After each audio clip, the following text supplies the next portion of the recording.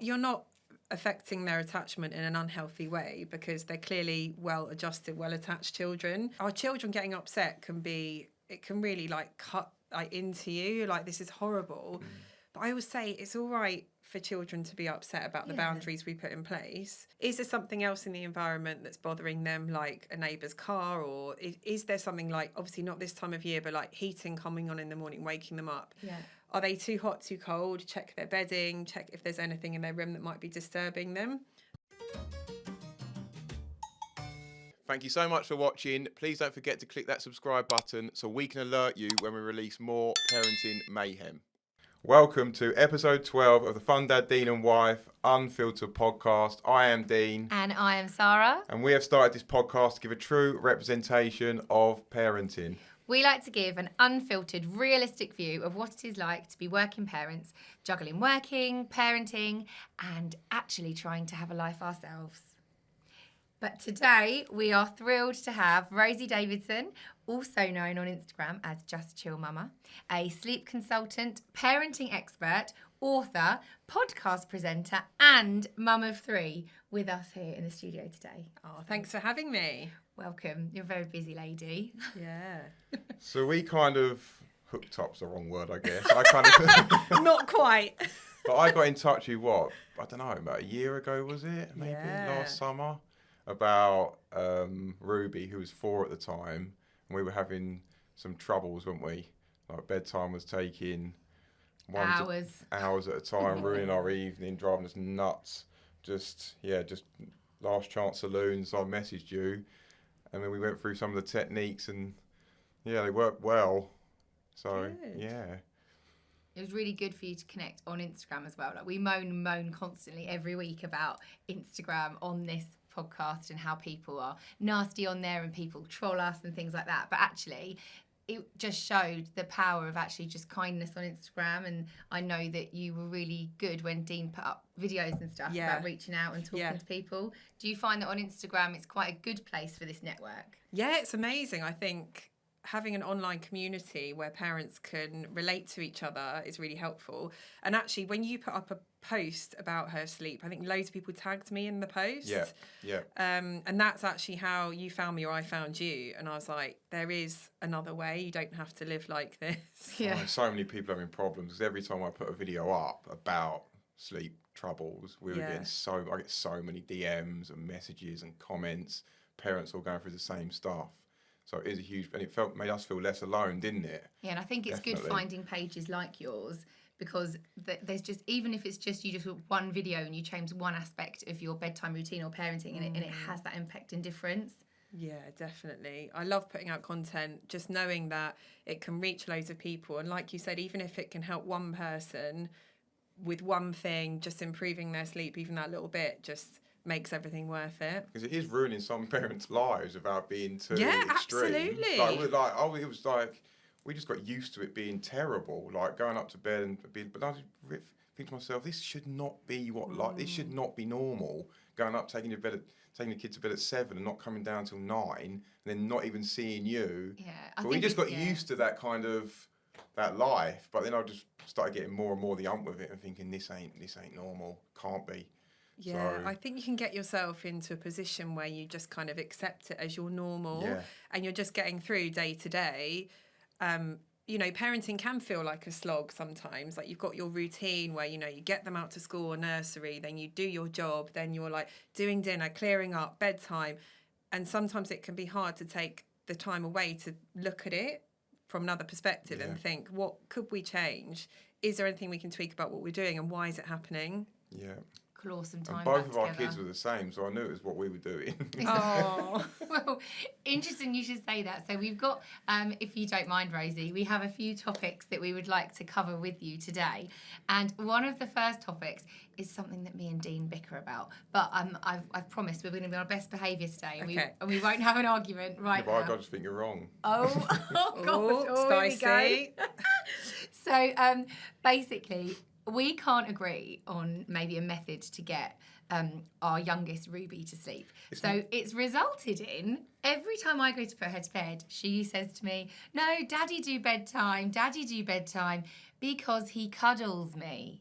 So we have regressed a little bit from the sleep training, but Okay. it's way better. So it's probably bedtime is probably 20 minutes now when I do it. Yeah. 20 minutes, which I can cope with. I can cope with going up at 7 o'clock, doing a story, doing a cuddle, and 20 minutes is absolutely fine for me. Yeah. Don't mind that. When Sara does it, it's not 20 minutes. It's much longer, and I normally have to take over and deal with it. And I just go in and deal with it, and she does fall asleep quickly. And Sara thinks it's because I cuddle her. So basically you don't.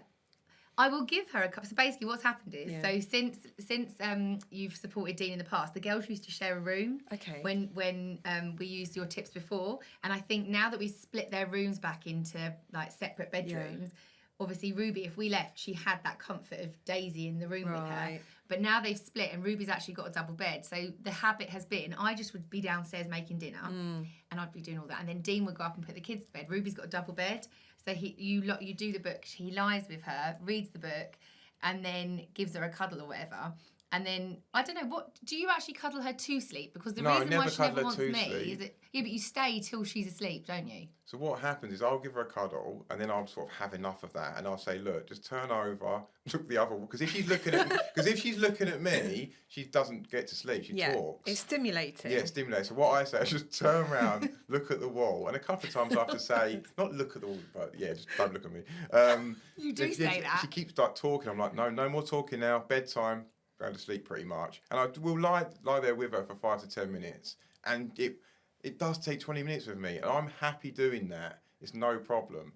But when you do it, it's not that. No, she just spends the whole time saying like, I do give her a cuddle, but I think we need to find some kind of consistent way. But also, is it, because this was one of the questions, and I'm hoping we can come to this. Yeah. One of the questions we had from Dean's Instagram, he did a poll for Rosey, and it was, are we giving them an unhealthy attachment styles by cuddling them to sleep to bed every night? No, you're not affecting their attachment in an unhealthy way, because they're clearly well-adjusted, well-attached children, and having an authoritarian approach where you're very strict isn't going to necessarily make them more better attached. So really, there isn't a right or wrong, essentially, but having an aligned approach is better, ideally, where you're doing kind of the same thing. Although saying that, children can learn different sleep associations, we call them, with different parents and different caregivers. So essentially, if it's working for you, it's all right. But if you feel like it's not working anymore, then I think kind of aligning somewhere in the middle would be best. Maybe where Dean kind of moves back a little bit, where maybe you say, okay, I'll stay and do it with her for 5 minutes as opposed to 20. And then gradually make your way out of the room. Yeah. But you're not going to affect them in a negative way by being affectionate and being available. But the thing is, selfishly, I quite like the 20 minutes. Oh. So because I like the cuddle, I like that. And then I like sitting there while she goes to sleep for 10 minutes just peacefully on my own. There's nothing wrong with that. Yeah, so that works for me. Yeah. If it was like getting to 45 minutes, an hour and a half, then I'd be like, this. And sometimes it does. The odd night does. It does, doesn't it? But I think for me, when you're lying there, you have a peaceful 10 minutes to yourself. I can't do a peaceful 10 minutes to myself, because all I think about, and I feel really bad admitting this, but when I'm lying there next to her and I'm just thinking, oh my God, Ruby, just go to sleep on your own. Like for me, I'm lying there thinking, I could be getting the kids' lunchboxes and unpacking them, washing them up. So you're getting all tense and probably annoyed. She's probably feeling that energy. I'm tense and I'm just lying there thinking, oh my God, Ruby, just go to sleep. And then she's like, I want to cuddle. Daddy do bedtime. Daddy gives me cuddles. I think she maybe can sense that and know that. So I think I would like to come to a consensus with me and Dean, and with your support, of maybe just doing that whole bedtime, do the story, have a cuddle, but now we're going to leave. Like, I don't want to stay till she's asleep. And what do you think? I think long term that is a better approach. Yeah. I think if you're enjoying it and it's working at the moment, that's fine. But long term, what will happen is her sleep needs will eventually change, so she'll need to go to sleep later. And as a mum of an 11-year-old, I now know they go to bed later. So if you're then going to be doing that like 8 o'clock, 7:30, it's not going to work anymore, because you literally won't have an evening. So I think long term, work on another strategy when you both feel ready, and you have to be aligned and agree on that, which is maybe the difficult part. Yeah. Would you do that though? So imagine now the scenario of, we go up, story, little cuddle, but now Mummy and Daddy, we're going to go. I write content in that 15 minutes. Oh. I have to make some of my best stuff in that 15 minutes. I have to go move room and do it there. But then when you'll come and be like, we lying down here for? Lying here for? Well, maybe that's the answer. You go next door to a different room. Yeah, that would be good. Because that would be really good for me. Because I could like put washing away, or like you said, do some other jobs. I think we have to fit so much into our lives as parents. And really, I know that for me as well, like that 10, 15 minutes, I need it to get everything done. So in terms of advice for us, like, and anybody out there, because I know a lot of parents have said as well, toddler bedtime, how do you promote independent sleep? Just how? And then again, somebody else has reached out to say, and again, Ruby is 5. I lie with my 5-year-old every night until he falls asleep. Okay. So for people out there like us and like those listeners, how would you encourage a child to go to sleep independently? Okay, well, first of all, you need to look at the big picture and look at the individual, because every approach should be individual. Yep. So look at what's going on in their lives. Have you got like a great routine for them in terms of it suits them? And what's happening like after school or after nursery? Are they looking for connection from you? And that's often with toddlers and children what they're looking for. Maybe they've got quite a busy life, like you pick them up from school or nursery. Maybe they have an after school activity, maybe they don't. You're doing dinner, you're rushing it, you're trying to get them to bed. And sometimes having some clear focused time, just one-on-one, is what they're looking for. And that can help with them separating from you at bedtime. So going to bed, going to sleep, for small people, it's a really big thing to separate from your parents and be on your own in your bed. So filling up their cup, essentially, like their emotional and physical and mental cup with attention from you, can really help as a starting point. So put away all the screens, have some child-led play, and by that they do what they want to do and you follow them round, observe them. You don't have to be doing amateur dramatics like to putting on a show, but just say, oh, that's really interesting, showing interest. Even literally 5 minutes can make a big difference, and that's kind of the groundwork. Then thinking about an age-appropriate routine. So I said about sleep needs changing. A lot of problems I've seen recently from toddlers and young children and their sleep challenges will often be parents trying to put them to bed too early, and they've not kept up with that. So sometimes you might have had, I don't know, a 3-year-old who went to bed at 7, but actually now they're a 4 or 5-year-old and you're still trying to put them to bed at 7 and they're fighting it. And then you start doing things you don't want to do because they're not quite sleepy enough. Okay. So we have something called sleep pressure, which is a hormone, adenosine. And that builds throughout the day and hits its peak at bedtime. So when you wake up in the morning, it starts to build. So first thing in the morning, your brain's cleared it all overnight. It builds and builds and builds, a bit like a kettle boiling. It boils at bedtime, as in it's nice and high. And that's that sleepy feeling. When adenosine's high, your like eyelids are drooping. Although children, it doesn't always look like that. You want it really high so that they're most likely to accept falling asleep. So if it's not high enough, you've not kept up with it, and you've not adjusted their bedtime according to their needs, they'll like mess around. It's a bit like if you try to go to bed an hour earlier than you need to, you're tossing and turning. So we want that so that you don't get into these doing things that you weren't doing before. Like maybe you had a child that went to sleep and then they start playing up, essentially, like asking for 100 different things and in and out of bed. I need a drink. I've noticed that with Ruby though. Like, so if you try and do bed at like 7:45, she will piss about for longer. If we do it a little bit later now, 7:15, maybe 7:30, 7:20, I think probably optimal for her now. It's a much easier thing. Sometimes it's just, I've noticed that. Also, she started saying as well often, I need a snack. So she's got this like routine of like, I need a before bed snack, because she tends to wake up in the morning starving. Well, that's she really likes having that. Yeah, that's really common. My kids have a pre-bedtime snack every night, because their dinner, we tend to eat. We actually eat as a family normally around kind of 5:30, 5:45, and then about 6:30, 7:45, they'll have a bedtime snack. Yeah. So they'll have like nut butter on toast, or maybe pancakes I've made earlier, or banana, yogurt, something like that. Because a lot of children, we call it like a breakfast snack. Cocoa Pops.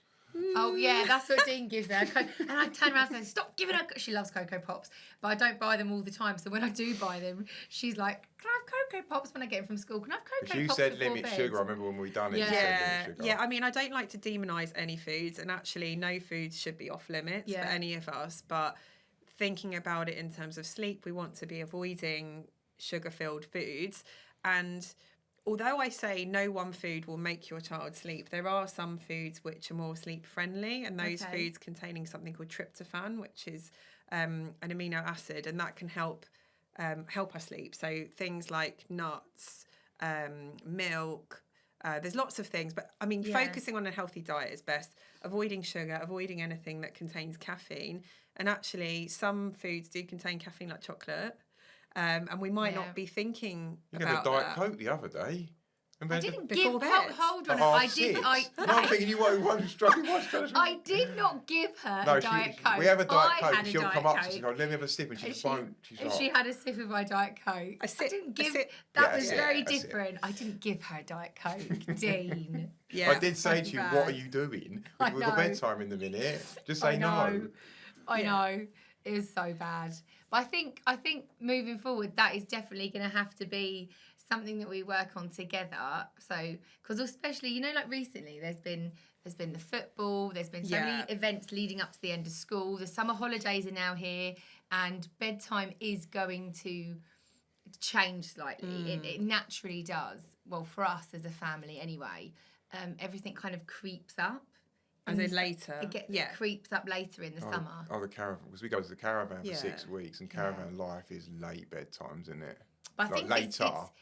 I suppose it's possibly, is there any phrases or techniques that we should be doing at that moment when she is still awake in her bed, and Dean and I need to be on the same page, first of all, and consistent with this?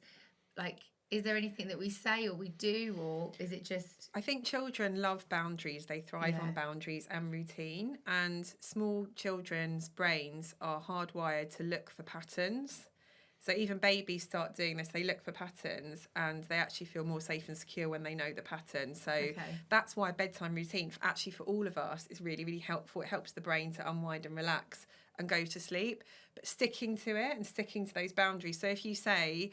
You know, you can have 2 stories. They pick the story as well. So giving them some autonomy in it as well, because they can't really control anything in their lives. So sometimes they're striving to do that as well. And they're kind of testing boundaries to see, you know, if I do this, what happens? So you might say you can choose your pajamas, choose 2 stories, tick everything off first. So make sure she's had a snack, she's had a drink, she's been to the toilet, she's had her 2 stories. Then you know everything is covered off. There isn't anything else you can say, I need this. Stick to your boundaries, and they can be loving. You don't need to be harsh or horrible. And I always say to them, you know, you're in the safest place you can be. Bed is the safest place you can be.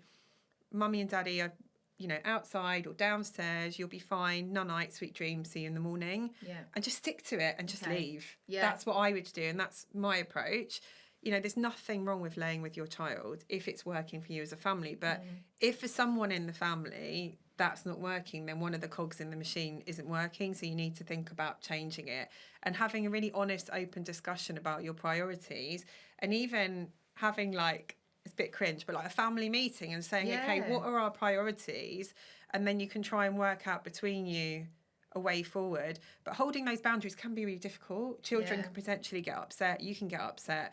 But you're their calm, you're their centre, and they feed off you. Do you know what? I think Rosie's made a really good point there, Dean, because there has been times at home where our eldest, she sometimes will say to me, oh, like, she's nearly 10, she'll be like, get in my bed at bedtime.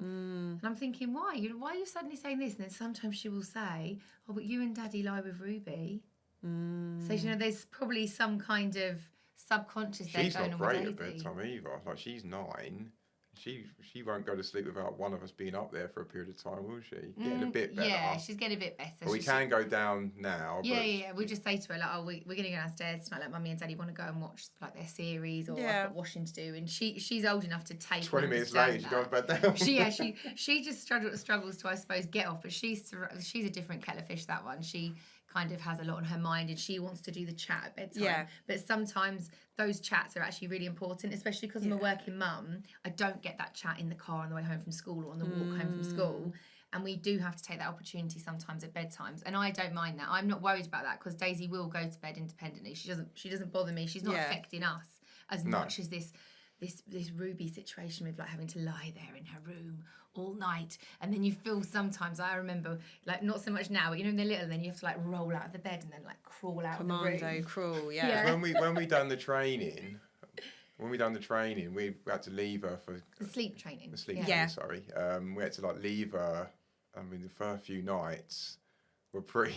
She got quite upset, didn't she? Yeah, we had to keep going in and like reassuring her, but that got less and less and less, and then it got to a couple of weeks, and it was getting, So much easier. So much easier. Was having the Yeah. odd bad night, but after 2 or 3 weeks, it did start getting a lot easier. Yeah, I think for a lot of us, our children getting upset can really like cut like into you, like this is horrible. But I always say it's all right for children to be upset about the boundaries we put in place, but it doesn't mean that we don't hold those boundaries. Like, for example, I've taken away the iPad from my girls recently because it was becoming a problem. They were really upset about it, but it doesn't mean I'm going to give them the iPad. No. Because it's not good for them long term. So holding that boundary is really, really hard, but it's also really important because they know that you're a safe, secure place to be as their parent. Yeah, well, we'll have to give it a go, Dean. I think I'm up for starting tonight. Oh, I am. Okay. We need our evenings back. I'm up for it. Yeah, when I do bedtime, we have an evening. I know you're getting frustrated, so we do need to do it again, definitely. We do. Just those first few nights I found a bit tricky. is she waking in the night? Oh no, No. they both sleep through. That's good. They both That's sleep through good. really well, but she wakes up so early.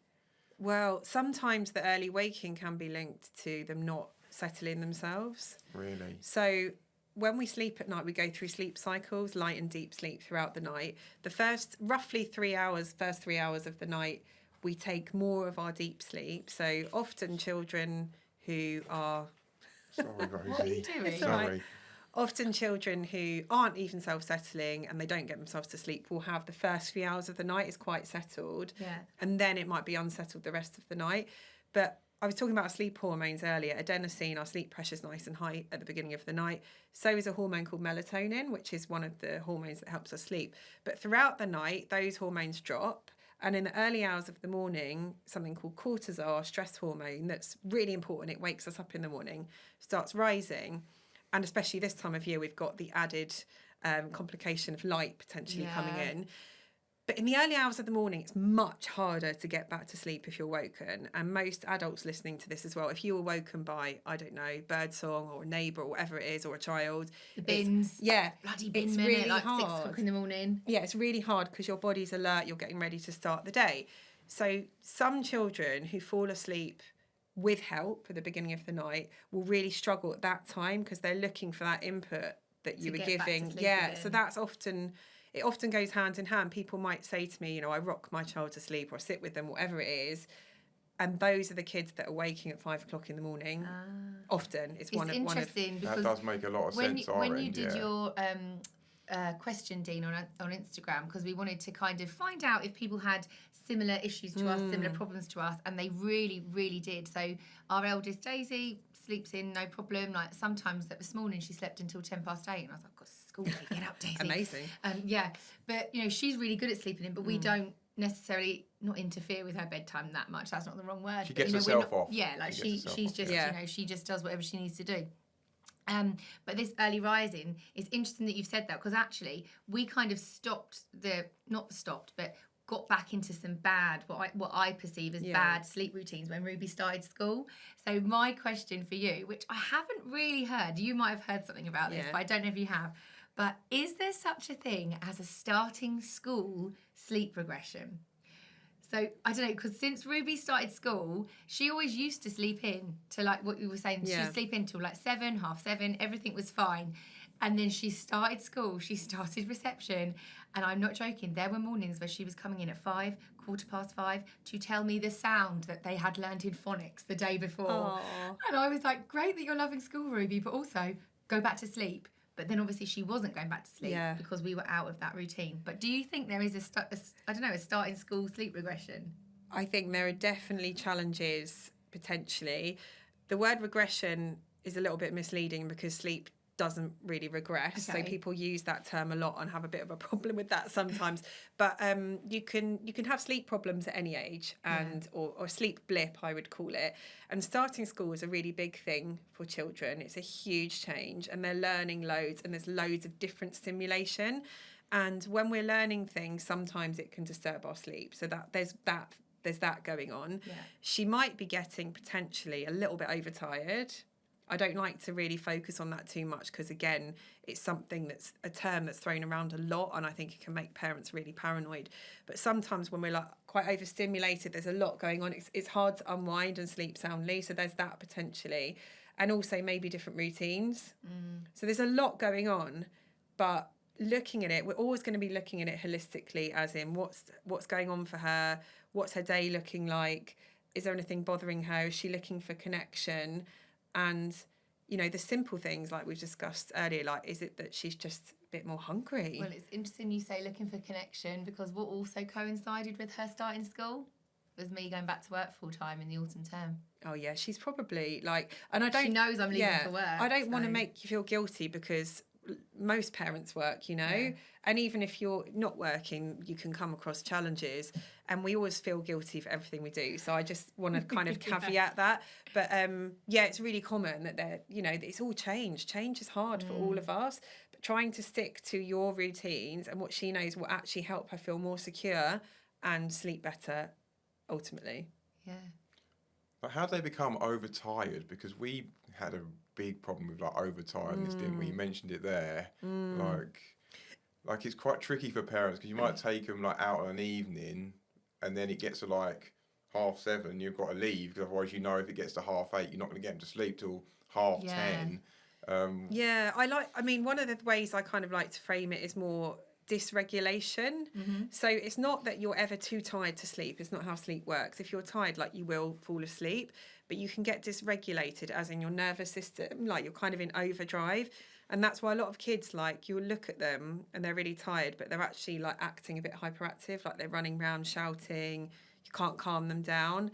Yeah, so you'll see, like, you might have, if you've ever been to a wedding and kids are up late and they're like on the dance floor, like really going for it, and it's like 2-3 hours after their bedtime, they might not look tired, but they are exhausted, so they kind of get overtired, and it's more just a case of then they're struggling to wind down. Yeah. So trying to, if you can, like, you want to have life, and maybe you're at the caravan and they stay up late or whatever. But try and kind of meet in the middle and do it kind of gradually if you're changing. That used to drive me mad if we were out and be like, I've got to take them home because they're going to get overtired. I'd be like... I know, but I think the thing is we've definitely experienced, you were saying at the beginning of the podcast about how you look at a parent and each scenario, each child is like kind of, you have to look at everyone's own kind of issues, and they're all individuals, I suppose. Is that we've got that instance with our two girls, whereas Daisy, I can put her to bed late, and she will sleep in and still have her 11-12 hours and sleep in no matter what time. And this was actually really interesting because a few people also said this. No matter what time I put my child to bed, they still wake, like Ruby will still wake up between 5:30 and 6:30, no matter what time she goes to bed. Like, even the football night, like we kept them up a little bit for the football, but even the next day, what time was she up? 6, half 6? We have our circadian rhythm, which is our internal body clock, and that you kind of do what your body does what it's used to doing. So if she's used to waking up at that time, she will wake up at that time, even if she's not had enough sleep. Right. Just to caveat this, like, some children are more sensitive than others to changes, just like any of us, like adults as well. And some children are less affected by things than others. But yeah, early waking, there's loads of different causes. So there's hunger potentially. Yeah. There's potentially the overtiredness thing. I always say, like, that really is only occasionally. So if you're putting them to bed late occasionally, they might get overtired and wake up early. But it's more a case of, if you have a regular routine, then that's when a later bedtime can sometimes help, because we need to look at how much sleep they need overall and when they're well rested. And if some children might only need 10 hours overnight, even some small children. So our 9-year-old sleeps more than our 5-year-old. And I find that crazy. I think surely it should be the other way around. No, it's really common. So my son is not even 3. Yeah. And he's always been a really low sleep needs child, is what I call them. He dropped his nap absolutely ages ago. And night before last, he slept less than both my girls, who are 11 and 7. And he's happy, didn't nap all day, didn't go to sleep till 7:30 and woke up at 6. Yeah.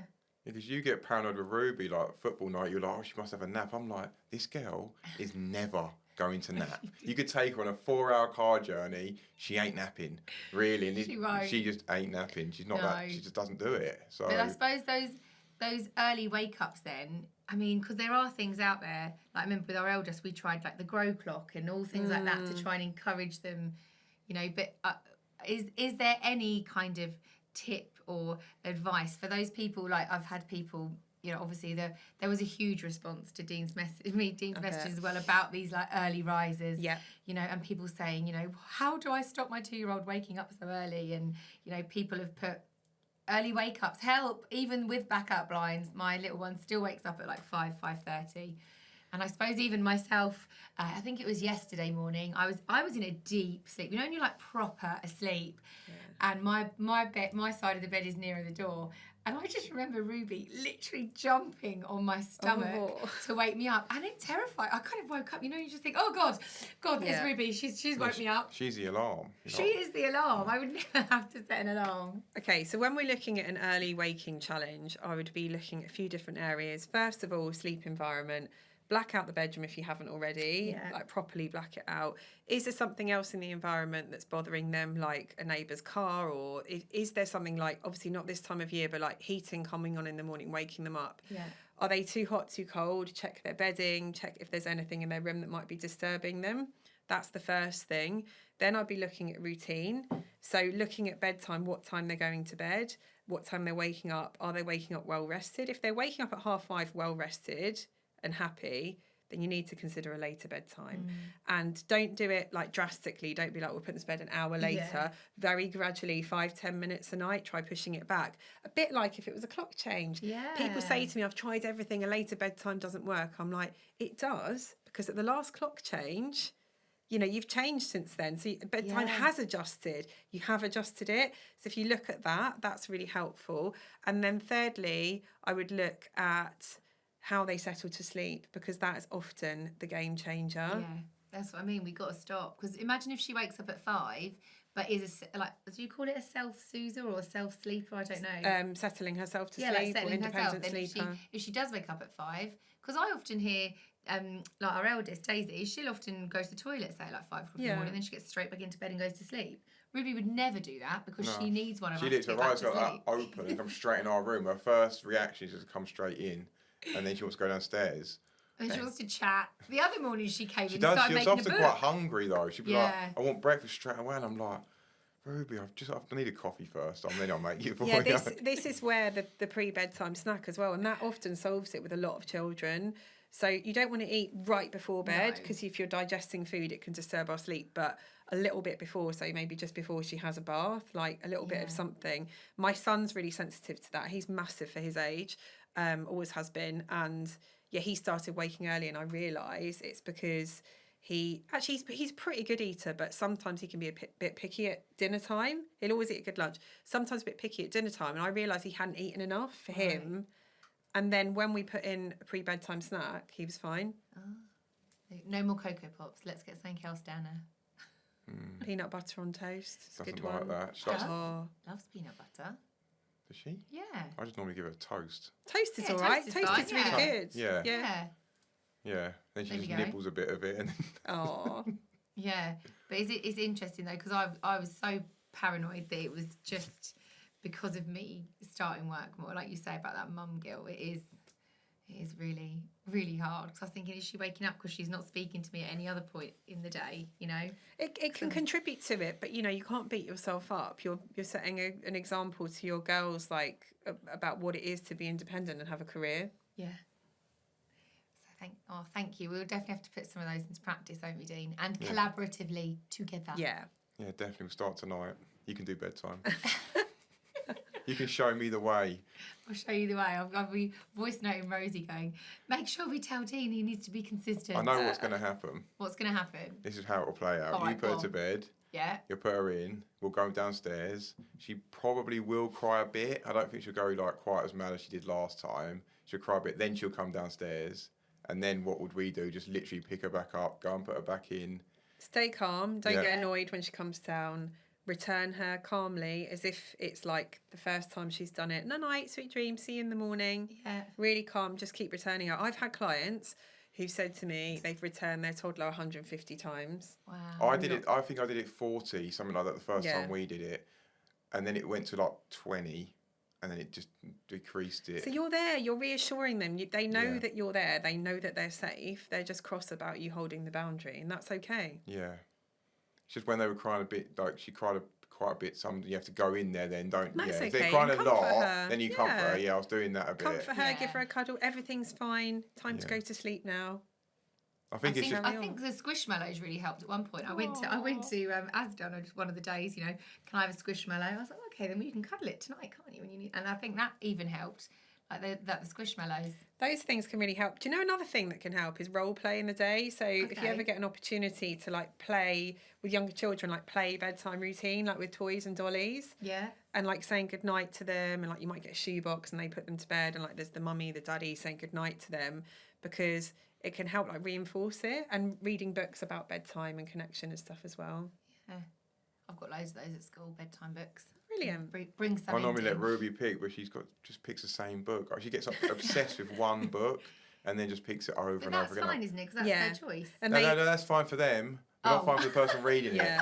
Like we had this, remember that fart book? Remember the different farts? The 100 Bums. 100 Bums, that's it. The bum book. That's the what she bum called book. it. It's like a poem book.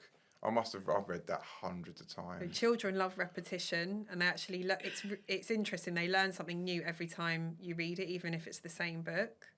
And at the end of the book, they've got like loads of bums on this page, and you have to pick your favourite one. I'm like, I've picked the same one. For the last clarify, this is a children's book we're talking about. It is a children's book, yeah. It's a cartoony type book. Aww. Yeah. It was good. Now she's into the unicorn book, isn't she? That's a long read, though. I know, that is a long read. I'm like, can we just read about 3 of the unicorns tonight, not all 30 of them? When your heart sinks when they choose the long book. Yeah. That's so good. Something else, just while you were here, Rosey, I really wanted to touch on, because again, it was something that came out through questioning parents out there, and I suppose it was a bit confusing for us as parents, but you've already semi-answered it earlier by talking about the fact that children are individuals and things like that. But I was really shocked. Our eldest Daisy, we potty trained her. Actually, she showed signs of readiness before she was 2. Okay. So she was potty trained. Her birthday's in October, and I remember it got to like June, July, and she was showing signs that she was ready. So I thought, oh, that's a bit weird, but I'll go for it. And we did it, and in the summer, and she was great. And she was actually dry day and night before her 2nd birthday. She just never really liked the feeling of being wet, and she would never wet herself. Like that was just like, no, she just didn't from the start. So then I thought, oh, I've done a really good job with potty training, Daisy. Oh, Ruby just bathed in it. So good. And then Ruby comes along, and oh my goodness, she just like wouldn't care. Like if she was out at the park playing, she might tell me that she needed a wee, but also she would just be like, oh, Mum, I've wet myself. Or I might even have to say to her, Ruby, have you wet yourself? And she'd be like, yeah, but I want to play. Oh, she just didn't care. And then this also transpired into the night as well, because then I'd say she'd been dry throughout the day, maybe a year or whatever, but Ruby didn't get dry through the night until she literally started school. Did she? She was still wearing nappies in that lead up summer in the night, and I tried to take them away, and she would wet herself every night. I mean, she'd be like, this tonight will be different. Tonight will be different. I won't do it. And you wake up and there's more wee in the bed, because she hated wearing a nappy after she wouldn't even necessarily tell us either. Yeah. She would just, I'd go in the morning, I'd be like, Ruby, you've wet the bed. She's like, oh yeah. Well, some children are really deep sleepers, so they wouldn't necessarily notice. But nighttime potty training isn't a thing. You can't train it. Okay. So you have to wait for a hormone to develop, ADH hormone, and that's antidiuretic hormone. So it's something that changes in our bodies for our kidneys to produce less overnight. Right. And it's really individual to the child. Oh. So there's nothing wrong with your child if they're still in nappies at night time. It's really common, even really up to the age of 7 or 8. Yeah. Your GP will intervene age 5 if you go and talk to them, and potentially refer you to a continence clinic. But there's lots of reasons potentially for bedwetting overnight. So once they're over kind of the age of 5, we'd look at everything, like I'd look at everything in the big picture, as with any issue. Is there something else going on that's causing that? So sometimes if they get really overtired, it can happen. Sometimes if they're quite stressed about a big change in their life, sometimes you might see it where a child who was dry suddenly starts wetting the bed.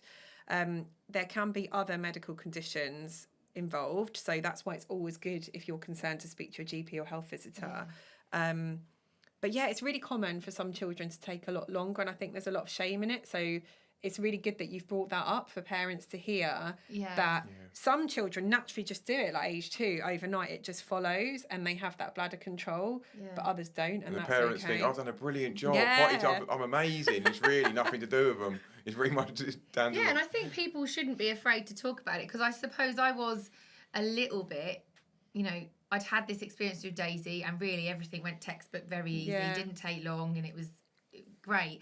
And then I suddenly had Ruby, and I was a bit kind of almost embarrassed to say to people, oh, actually, no, she's and Ruby would get embarrassed as well, because, you're getting your pajamas on at night time or anything like that. And I'd be like, Ruby, put your nappy, put your pull-up pants on, but actually hearing that it is quite common, it makes you feel a bit better. I was a bit like, oh, she's 4 now, should we be doing this? But it sounds pretty normal. Yeah, it's really normal. And you've got to remember that their bladders aren't fully grown, so the bladder grows a lot from childhood to adulthood, and to have the capacity to hold urine overnight. Right. And that's why actually one of the things you can do is make sure they're drinking enough during the day, because you want the bladder to fill up so that it's used to filling up and emptying. Right.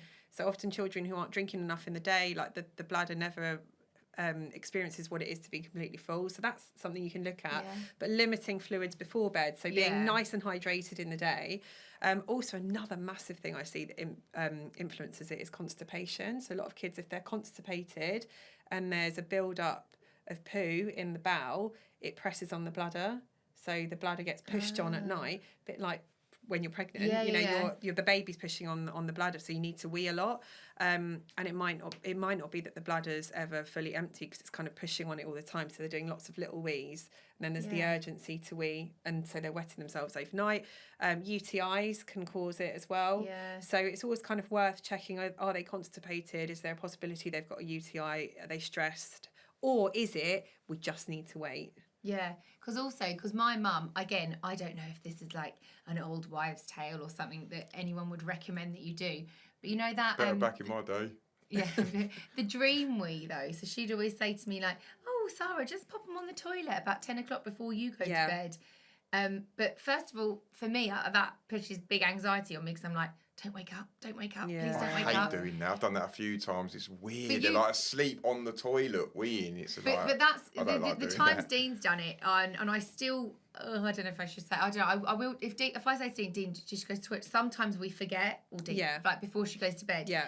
That circumstance, yes, but I won't get into a habit. I'll be like, yeah, she did, not thinking of doing it. Like my mum says to me, oh, like just get in a habit of doing it, Sara. But I don't. What do you think about the whole dream wee? I'm not a big fan of it. I think if you're listening to this and you're doing it, it works for your family. Or if like you're on holiday, you're someone else's house, and you really don't want any accidents, then potentially. But if we're getting them to do a wee when they're half asleep, it's not actually teaching them to be dry overnight. It's actually teaching them to wee in their sleep. Yeah. So it's not helpful. It's not a long-term solution. No. It's actually better in some senses for them to have a couple of accidents so that their body and their brain understands what's going on. Yeah. If you do a wee like half asleep, it's like if you've ever had a dream where in the dream you really need a wee and it kind of wakes you up and you go to the toilet. Yeah. But they're kind of half dreaming and actually just weeing in their sleep. So it's not a long-term solution, but I know for some families it might help them short-term. Yeah. Oh, it's there's so many things that I just didn't even... I wish I'd discovered you 4 years ago, 5 years ago, and not recently, isn't it, Dave? I wish we'd done the training from like sleep training from when they were really little, and we'd had it proper nailed down by now. We'd have had hours, days, months back of our lives. I always say that on my page, just one regret that we didn't do properly. We just say, So for any parents that were in maybe our situation, that... Because I feel like now we talk about the negatives of Instagram or anything like that, but actually for any parents now that are maybe listening or thinking, where can I reach out and get this help and support? Where can we go? Well, you come to me. Yeah. So my Instagram page is just_chill_mama. My website's justchillbabysleep.co.uk. So there's me and my amazing team, and we offer support with sleep, but also potty training. Oh, yeah. So I have a clinical psychologist who works on my team, and she helps with children who have challenges with potty training as well. But there is help out there, and this is why I put content out every day. I've got a new children's book coming out on the 12th of September, a picture book to help children accept bedtime. It's got mindfulness activities, things we can do to connect, which is what I spoke about. But there is help out there, and I don't want parents to think that you need to suffer sleep deprivation long term. You really don't. And you can actually set foundations from really early on, from the beginning. Yeah. What would you say to people that don't believe in sleep training? Because when I did a few videos, people did, there's not many, but a couple pushed back against it. What would you kind of say to that? I think that we're all different and there's approaches for everyone. If you're happy in your situation, crack on. Like, it's absolutely fine. But if you're struggling, there are other ways we can approach sleep. And I come from an evidence-based practice. Everything I do, it can be linked back to research that we have. You know, I've trained under NHS professionals. We know what works. So I don't think that sleep is a moral issue, although people turn it into that.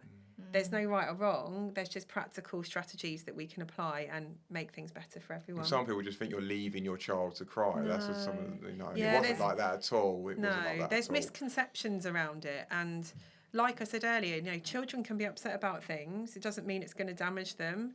And we have different types of stress. We have what we call tolerable stress and toxic stress. And this is how it affects the brain in different ways. And a tolerable stress is like sleep training or, I don't know, something, they fall off their bike, you know, and it upsets them. But toxic stress is neglect and abuse, and that's very, very different. And people who equate sleep training to that should volunteer with a children's charity and really understand what neglect is. Yeah, definitely. Oh, well, thank you so much for coming on today. I feel like even just from just this time with you now, Dean and I can go away, really look at the bedtime for Ruby, how we're going to approach that differently. And I hope that, you know, if anyone has got some issues with sleep, definitely go and check out Rosey, because she's really, really helped us. Definitely. It worked. It really worked. It worked. It And really we works. fell off the wagon, and we just needed to speak to you again just to realign ourselves. I think that's another big problem with parents. They do fall off the wagon a little bit. They get started on it and then they just kind of peter back a little bit like us. So we need to get back on the game. Yeah, Definitely. absolutely. We can always improve things. Yeah. Thank you. Thank Thank you. you so much. Thanks for having me. Thank you.